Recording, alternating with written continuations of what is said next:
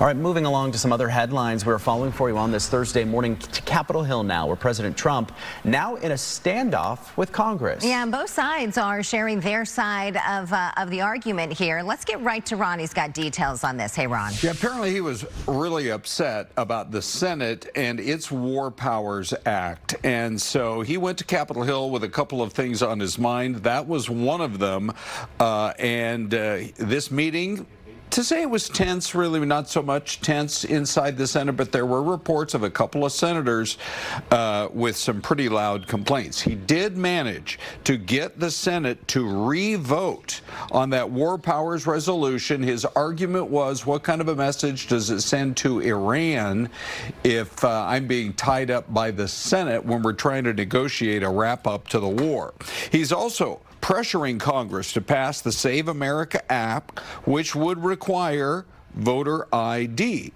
He's refusing to sign the affordable housing bill till that gets passed. He has 10 days to veto the bill, though, before it would automatically become law.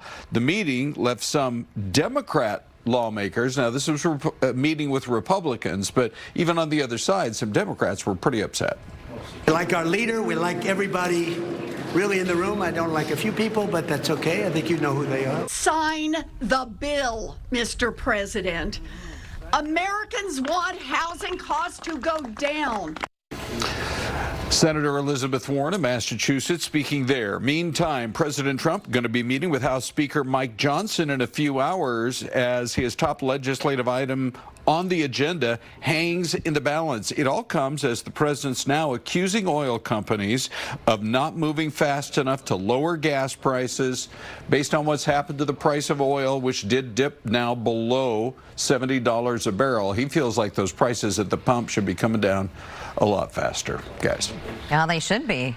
You know, if the price of oil is dropping, so should the price for the rest of us on Main Street. I think you're onto something there, Ron. Thank you. Okay.